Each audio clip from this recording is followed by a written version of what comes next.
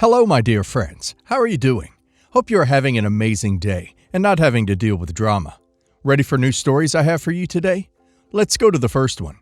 And don't forget to listen to the end of the story, guys, to hear my insights. Enjoy the stories. And don't forget to like and subscribe. And of course, don't forget to leave a comment. Family is supposed to have your back. That's what I believed my whole life. Until the people I trusted most shattered that illusion beyond repair. Now, my parents are demanding that I help my brother Jake, 39 male, after his business collapsed. They think I owe him because I'm successful while he's struggling. But the truth is, I don't owe him a damn thing. Growing up, Jake and I were inseparable. He was my little brother, my shadow, my partner in crime. I was the responsible one, always looking out for him, and he was the carefree one who made life fun. Despite our differences, we had an unshakable bond. Jake wasn't just my brother, he was my best friend. I defended him when he got in trouble at school, covered for him when he snuck out past curfew, and even helped him with his homework when he couldn't be bothered. In return, he was my biggest cheerleader. Whenever I was nervous or doubting myself, Jake would say, "Come on, you're the smartest person I know. You've got this." That's why I trusted him when he introduced me to Ryan, 40 male, his best friend since childhood. Jake raved about Ryan, said he was smart, loyal, someone I could build a future with. And I believed him. Why wouldn't I? If my brother vouched for Ryan, that was good enough for me. Ryan and I clicked instantly. He was charming, driven, and knew how to make me laugh. 2 years later, we were married, and I thought I had everything I ever wanted. Jake was ecstatic. After all, his best friend had become his brother-in-law. What could be better? Turns out, almost anything would have been better than what actually happened. For years, I thought I had a happy marriage. Ryan and I built a house together, talked about starting a family, and he made me feel like I was the luckiest woman alive. I worked hard, balancing my job with maintaining our home and supporting Ryan in his career. I thought we were a team. 8 years ago, I got a call from my best friend Laura, 38 female. She worked in the same building as Ryan, though at a different company. She sounded hesitant, but told me she'd overheard some office gossip. People whispering about Ryan having an affair with one of his colleagues, Sophia, 33 female. At first, I dismissed it.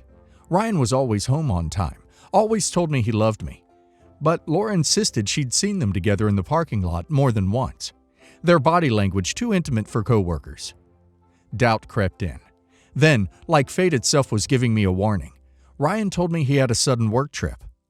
So, for the first time in my marriage, I did something I never thought I'd do. I followed him. At the airport, my stomach turned to stone. There was Sophia, standing near the gate, checking her phone. Minutes later, Ryan arrived, grinning like a man in love. He pulled her into an embrace, whispered something in her ear, and kissed her. Right there, in public, as if nobody else existed. My hand shook as I took photo after photo. Proof. Undeniable, damning proof. I sat in my car, my whole body numb. I didn't cry. I didn't scream. I just felt numb. I drove home in a daze, my mind racing. That night, Ryan called, pretending everything was normal. I played along. I told him I loved him, just like I had 1,000 times before. Then, the next morning, I went to a lawyer. When Ryan got back from his business trip, I handed him the divorce papers along with the photos. He didn't deny it, didn't even bother with an excuse. Just stood there, mouth slightly open, like he hadn't expected to get caught. But what came next was worse. I turned to Jake, expecting anger, outrage, anything. Instead, he just sighed, rubbing his face like this was an inconvenience. I called Jake, still in shock, but needing his support. When he arrived at my house, I barely held it together as I told him, "I'm divorcing Ryan. He's been cheating on me with a woman from work. I have proof." But instead of the outrage I expected, instead of him being furious on my behalf, Jake just exhaled sharply and ran a hand through his hair like he was frustrated. Not with Ryan, but with me. "Are you sure you want to do this?" he asked. I felt something inside me snap. What the hell does that mean? Jake shifted uncomfortably. "Look, I know Ryan messed up, but..." "You knew," I interpreted, my voice shaking, "didn't you?" His silence was all the confirmation I needed. My stomach dropped, and the air in the room felt suffocating. "How long, Jake?" I asked, my voice barely above a whisper. "How long have you been covering for him?" "It's complicated," he muttered, avoiding my eyes. I didn't want to be in the middle. I felt like I'd been punched in the gut. This was my brother, the one person I thought would always be in my corner. "You weren't in the middle, Jake. You picked a side, and it sure as hell wasn't mine." His expression twisted into something defensive. "It wasn't my place to say anything. Ryan what? Needed you to lie for him? Make excuses? Help him humiliate me?" I felt my hand shaking. "You let me live a lie. You chose to betray me." Jake sighed. "I was hoping you guys could sort it out yourself." Those words sealed his fate. He hadn't just known. He had actively protected Ryan. I stared at him, feeling something break inside me. "Get out," I whispered. "I never want to see you again." Jake tried to explain, but I was done listening. My trust, my love for my brother, shattered. From that moment, I was done. I cut him out of my life that day and refused to look back. At first, my parents tried to force reconciliation. Holidays became a nightmare. They would invite both of us, hoping we'd naturally make amends. I refused. The first Christmas after the fallout, I told them I wouldn't attend if Jake was there. My absence devastated them, but I stood firm. For years, we had an unspoken arrangement. If Jake was at a family event, I wasn't. Eventually, they learned to rotate holidays between us. Jake, for his part, never reached out. He had his pride, and I had mine. Since then, a lot of things changed. I started my own business from the ground up, poured my heartbreak into success, and now I'm thriving. Meanwhile, Jake got married and had kids, but his business collapsed during virus. And now he's drowning in debt, struggling to support his family as his wife is a stay-at-home mother. And suddenly, my parents, who spent years begging me to forgive him, expect me to bail him out. "You're doing so well," they say. "He has a family to provide for, and you don't. It's only fair that you help him." Fair? Was it fair when Jake let me live a lie? When he protected the man who humiliated me? When he watched me break, knowing he could have stopped it? I told them no. I reminded them what he did. They called me bitter, said I was holding on to the past. Then came the final blow. "If you don't help your brother, we'll have no choice but to cut you out of the will." I laughed. "Take me out of your will. I don't care. I built this life on my own. I don't need your money. But it sure looks like Jake does. So go ahead. Give him everything. Just don't ever expect me to pretend we're family again." And I walked away. Now, my parents are telling everyone I've abandoned my brother in his time of need. They say I'm being cruel, that I should be the bigger person. But I feel nothing. No guilt, no regret. Only the cold, undeniable satisfaction of knowing that, for once, I chose myself over them. So, Reddit. Am I the a-hole for refusing to help the brother who betrayed me? OP's brother wasn't just a bystander. He actively chose to lie to OP and cover for OP's cheating husband. That's not being stuck in the middle. That's betrayal. And now that karma has caught up with him, OP's family wants OP to swoop in and save the day? No way. Actions have consequences, and he made his choice. OP doesn't owe him a single penny.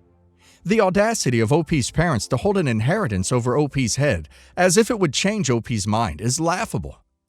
OP needs to let them give everything to Jake. It won't change the fact that he's the one who burned this bridge, not OP. And now let's hear the community's opinion.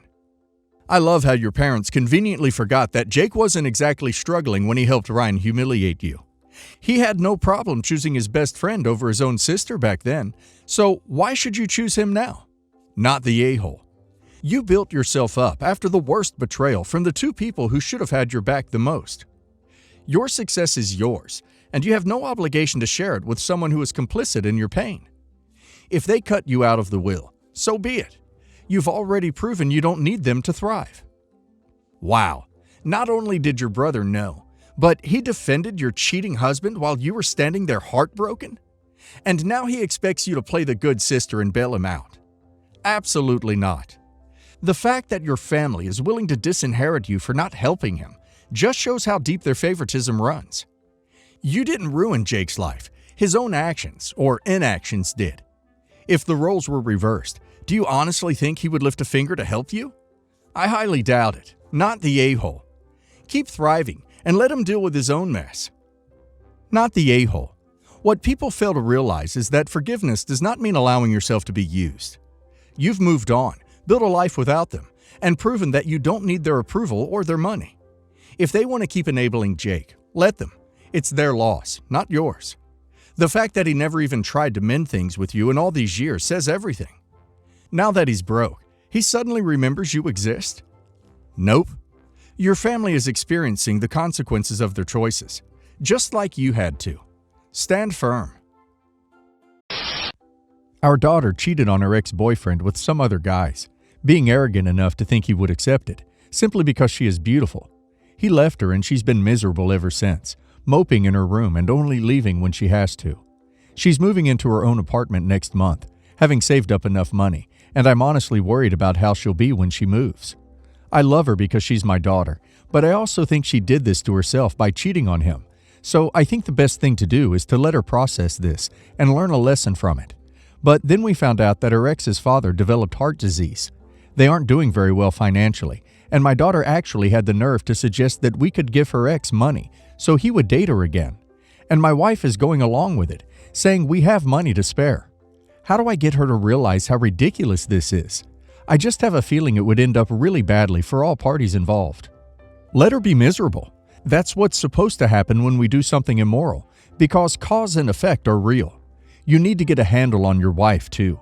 Your daughter is 22, not 5, and shielding her from the ever-present reality of cause and effect is likely why she cheated in the first place, and can never help her be a thriving human while it goes on, because she believes reality doesn't apply to her. Holy crap! Not sure who is needing a life lesson more, your wife or your daughter. Please don't do this. It is wrong on so many levels. Your daughter needs to understand the way life works, and hopefully become a better person. If you pay her way out of this, she will expect you to pay her way out of everything, and will, most likely, end up being even more entitled and immoral. Your wife needs some therapy if she thinks this is a good move. As a mom, we all want to protect our kids, but more importantly, we should be there to teach them to be good human beings. I don't think that your wife and daughter are ridiculous. There are some words that come to mind: callous, arrogant, delusional, and despicable, for example.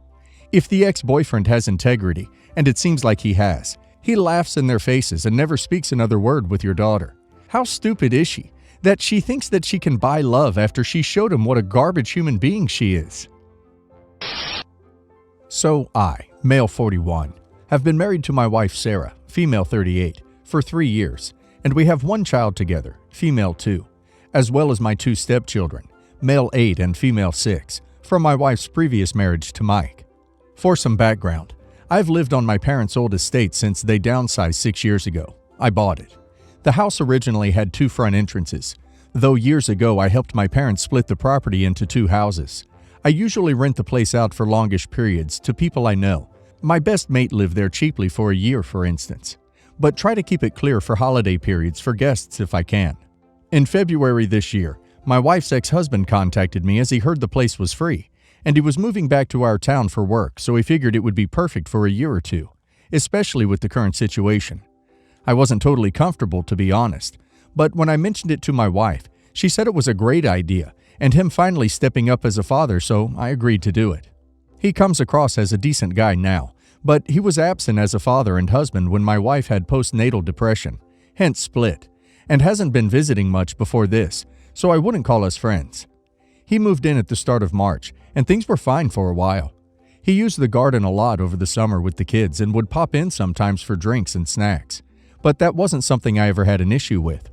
Since it started getting colder, though, he is constantly in my house, like zero boundaries. He comes over for everything, from having dinner with us all but 1 day a week, to stealing my razors, to watching films because we have more streaming services. I offered the login.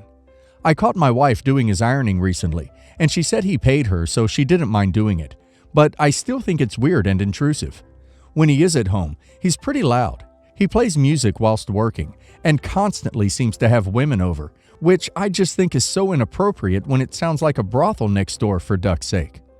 I'm at the end of my tether now because he spent Christmas Day with us despite saying he would visit his parents. And my wife told me today that he's coming over to toast the new year too. I know it's good for the kids, but he basically lives here and I hate it. I've tried to politely discuss boundaries with him and he laughs it off, cuts back for a few days, then goes back to normal. So it's not as if I haven't tried. My wife is keen for me to keep going as we are because the kids love having their dad around, which I get. But ultimately, their parents are divorced, and Sarah is my wife now. We were perfectly happy before. As it is, I feel like my wife is split between two families rather than my stepchildren. I know that doesn't sound great, but it's the only way I can explain it. I've mentioned evicting Mike a few times to my wife, so this shouldn't be a shock to her, but I've never been this close. Would I be the a-hole if I did it? It was a bad idea to let him live there in the first place, but that is water under the bridge. Discuss this with your wife, tell her your reasoning, and agree upon an end or move-out date to give him. If he balks, eviction is in order. Not the a-hole. No good deed goes unpunished. Edit. It is not like he will move to another city, just his own place nearby. You should have listened to your instincts. That's not what's best for your marriage or the children either. Children need structure and order. I don't think you can just evict people anymore. Good luck on that one. Better get an attorney. Not the a-hole. Ultimately, it's your wife that needs to put her foot down and tell him that your home is not his home. He rents a totally different part that is his home, and he needs to respect that you can hear him in his place, which affects your home. The kids shouldn't have to hear that kind of stuff. He's the a-hole for obvious reasons. And I'm giving you a light one because with the information you've given, it sounds like you've only talked to your wife about evicting him, and now she's giving him too much leeway. You've brought up some great points to us, but again, from the limited information, it doesn't seem like you've mentioned it to her. You need to sit down as a married couple to discuss this seriously. If you need to do it with a counselor to make sure communication is kept on track, it wouldn't be a bad idea. Once you're on the same page, you both need to sit down with him and tell him if he can't respect your family in terms of noise, and not only entering your home, but using your stuff as his own, then he needs to find his own place. My friend had his wedding last weekend, and I was a groomsman while my girlfriend was in the bridal party. My friend is a man who is 5'6", so needless to say, he has issues regarding his height. The rest of us groomsmen range from 5'7" to 6'2", so we are all as tall, if not taller than him. He has less of an issue with this, but he did have issues with the height of the bridal party. My girlfriend is a taller gal at 5'8", and the rest of them are between his and her height. During his wedding, he decided he wanted to look a bit taller, so he bought shoe insoles that made him 2 inches taller. This was partially driven by the desire to not be shorter than any women up in front. He also wanted for none of the bridesmaids to be in heels. He wanted them all in flats, as that would keep them all shorter than him. His wife didn't necessarily agree with this, so she didn't make it a requirement in their outfits to wear flats. So he tasked the groomsmen with talking to the ladies and getting them to wear flats. All of them agreed, except my girlfriend. She said she picked out heels to wear just for this day, and she was gonna wear them. I tried to point out that there will be other chances, but this guy only has one wedding, and the nice thing to do is just appease him. She said that she listens to the bride, and she, the bride, says she can wear heels, so she will. I tried my best to convince her to just wear some flats, but she wouldn't listen. Eventually, it got too close to the day, and while my girlfriend was practicing and one of the heels mysteriously broke, and it was too close to the day to get an exact replacement, so she was stuck in flats. So as you may have guessed, it was me. And I know it was ducked up, but I'll pay to replace it for her. She didn't find out until I told her after the wedding, and she of course was not happy. She said I was policing her outfit for my insecure friend, and that she wanted to look good that day. I don't think I did anything wrong, as I stopped her from ruining his wedding for him. Am I the a-hole? You're the a-hole. You literally are policing her outfit for your insecure friend. What's more, you destroyed something she owned and valued. Even if you pay for the shoes, she likely won't be able to find the same ones again. This isn't okay. And no, one bridesmaid being a couple inches taller does not ruin a wedding. Oh my goodness. You're the a-hole. Good grief. So you destroyed your girlfriend's shoes to appease your friend? Your friend needs to get over being threatened by tall women and his insecurity complex. And not only that, you're coddling him and essentially telling your girlfriend that the bride is less important than the groom. Bride clearly thinks her husband's insecurities are ridiculous too, if she doesn't care what they wear. And the groom clearly lost the battle with the bride, which is why he was recruiting the groomsmen to do the dirty work. Everyone sucks here. He needs to get over his height issue. But at the end of the day, your girlfriend is the biggest a-hole. It's his wedding too, and what he wants matters. I don't know why people will be up in arms defending a bride, but a groom can't want certain things for his wedding? Just wear the damn flats. It's not that hard. Your girlfriend doesn't get to trump the groom. So I decided, female 26, to take a DNA test because I've always had an interest in my heritage and familial lineage, and I wanted to see where my ancestors hailed from in Europe long ago.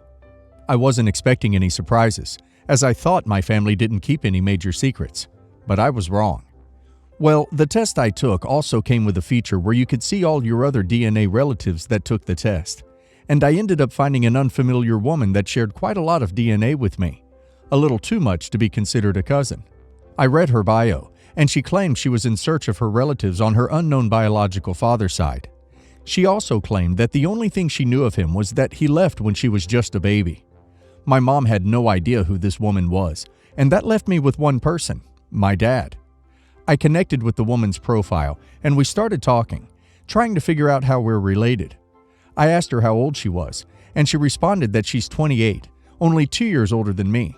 I also asked about her dad, and if she had any pictures of him. Turns out, her mom did, and what do you know? It's my dad. I was pissed off that my dad would keep something like this from me. We're supposed to be an honest, close-knit family, but not telling us that you left your infant child without ever talking to them again, and your former lover to parent them all alone, isn't honest. I lost my crap on my dad over this, and he denies that he has had any other children with another woman. He even swore on his life that he wasn't lying. But I sent him the picture my half-sister sent me with our dad, and he went on about how that could have been anyone else. It was clearly him, and he was trying to play me down like I'm dumb. That's when I told him that I'm done trusting him, and that I might even cut ties with him. Knowing my dad is a piece of crap deadbeat is one thing, but flat out lying to me about it is another thing. It turns out, Mom didn't even know about this. My mom said, "I think it's messed up that he did that and never told us. But that was years ago and you're overreacting." Years ago, sure, but he completely ignored her existence for many more years and started a new family with another woman. My siblings are on my side about this, but everyone else says I'm going overboard. Am I the a-hole? Not the a-hole. I had something really similar happen to me too, and what little trust I had of this parent was completely gone when I found this out. The fact that your dad continued to lie with the picture and DNA proof being brought to him is egotistical, and I do not blame you for feeling the way you do. Your mom also had an odd way of reacting to this development. Not the a-hole. As his children, it must be super subversive because that means he can have a child, know he has a child, and still lie about the child and deny its existence. Like, I would think, could he have done this to me? I wouldn't be able to trust him either, and I don't understand how your mom can. Not the a-hole. Maybe he made this mistake years ago, but lying and attempting to gaslight you into believing that he couldn't possibly be the father is a pretty recent occurrence. I would have been more inclined to suggest that you forgive him if he'd been somewhat regretful and apologetic. Instead, he doubled down. I, 30 female, dated a guy, 30, in high school. Nothing serious, and remained friends for years after, and especially through his engagement. No romantic feelings remained for either of us, but we still hang out. Ironically enough, ballroom dancing is our thing.